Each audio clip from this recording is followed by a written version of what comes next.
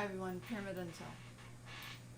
I cannot tell you how many times I've attempted to make this video palatable so that it would be accepted on social media. But I think I finally have it down. So these are my tips to preserve your health as much as possible regarding, tech and intrusive things of any sort through your tech. Alright, so let's just leave it there. So here we go. Your router. If you want protection from router radiation, I would recommend that you unplug it when you're not at home and unplug it when you're sleeping, because that will eliminate a lot of output. I do not recommend the use of fabrics, not the bags, especially not fabrics on clothing. I'm not going to explain why, but you can either take my word for it or, research the capability of fabrics regarding transmissions. That's all we'll say about that, okay? So I would instead recommend that you use a Faraday cage for your router. Okay, there's all kind of crap all over the internet about router bags and Faraday cages and stuff, and that they don't work at all, and that 5G and all of these radio wave radiation, microwave. They say, look, it's up to you if you think it's a problem or not. Clearly, there are many people who say it's a problem, and there are people that say it isn't a problem. I believe it to be a problem. So this is how it works. It's going to, block some of the waves. Does that decrease the functioning of your Wi-Fi router? Of course. How could it not? But it can be very beneficial, and I'm going to list, I think it's nerdytech.com, where they can explain it. The tech guys understand it really well, exactly what it does, what you can expect. It can be really good because it's much harder to get into your Wi-Fi because you can make it smaller. So instead of going out onto the street where people can sit outside and hack into your Wi-Fi while sitting in their car, it will eliminate that. So it's going to make you safer. It's going to turn down the amount of radiation that's coming out, things like that. So that's why you would use one. But I still think the best thing is to unplug it whenever possible, and keep it in a room that you don't hang out in. Don't have one next to your couch or your bed. And use a Faraday cage made for a router, and you can get all that. I have the link in this video. I like nerdytech.com. He explains things very well for the average person. Okay. So the same thing with your phones and things like that. I would recommend that you keep them in another room, put them on airplane mode. Turning them off isn't good enough. Smart things still function, even when you turn them off. That's all we're going to say about that. When you're using tech and you're worried about the amount of radiation that you have coming at you, I do not recommend the fabrics any longer. I would recommend that you use scalar generated protection. And you can do that through using devices like Q-Wave Defender, link on the bottom of this video. You can keep it on you at all times. I'm not completely sold on how effective, jewelry is, crystals and everything like that. They do work well. Hematite, shungite, particularly noble shungite, they do work really well. Be careful with the magnetics of hematite, magnetite, and things like that next to your devices, because it can cause problems if you have them in a bag, like a bag that you're wearing, and you put hematite next to your phone. Even the shungite can do this. It can cause it to malfunction, it'll spin out and everything, so don't put it too close.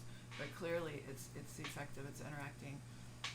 And I was wondering if it was just the magnet in the hematite that was doing it, or if it was the actual crystal, but since the shungite has a similar effect, there you go. I just don't know how much of how big that protection would be if you were, wanting to cover your entire body, but it is helpful, definitely.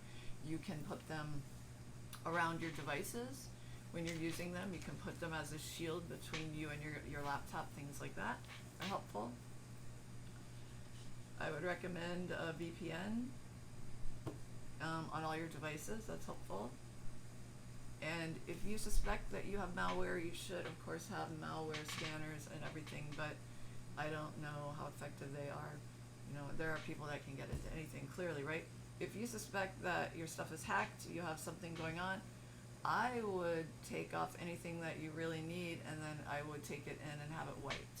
It's the only way to know for sure that you have removed everything, and then you get a brand new computer. You can start over, which is very reassuring, gives you peace of mind.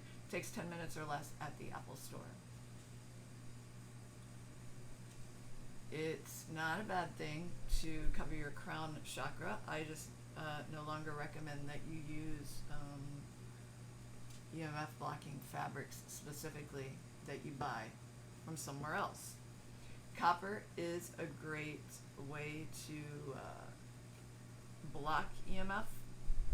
I'm not going to get into all the specifics right now at all, but you know, if you wear something of a beanie combined with quartz crystals or something over your head, some kind of a covering, a hat involving some quartz crystals, I'll get more into that later. It can be helpful, and I would make them yourselves at home.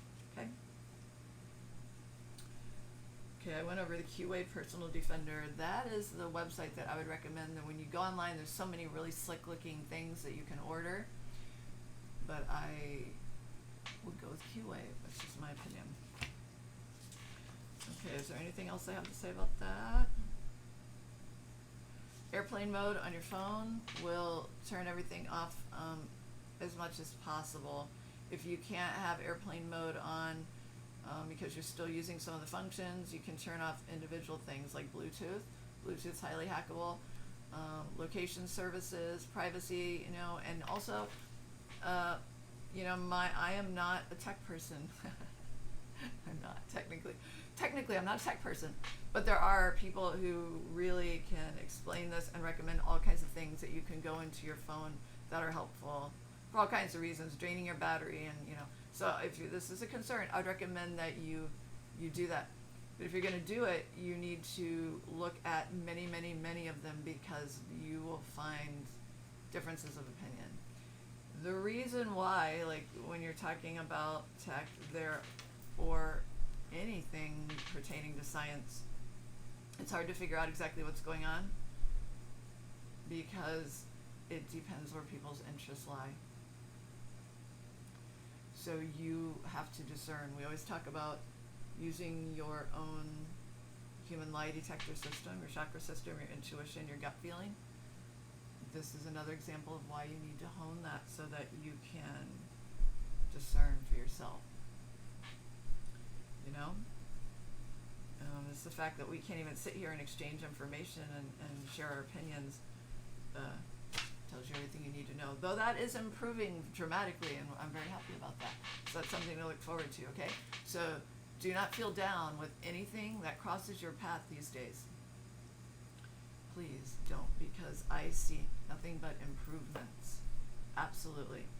And sometimes things look one way, they look oh so absolutely fabulously good, or they can look the other way. But remember, we are living in a distorted world of illusion. So don't jump to conclusions, maintain your zen. The best thing you can do for yourself is emotional control. Release all your triggers. Just continue focusing on yourself. You know, you can't control the outside environment and all of the things that you can't. The only thing you can control is yourself. So create your own Zen bubble space, you know, through raising your own frequency. That's going to protect you more than anything else from all the outside frequencies. You know, go into a different frequency band and it bounces off of you. Okay, that's my advice. Okay, but the other things are helpful too, just so you have an idea of what's going on and you can sort of pad things up a little bit. I hope everyone's having a great day. Okay, and I'll talk to you later. Bye.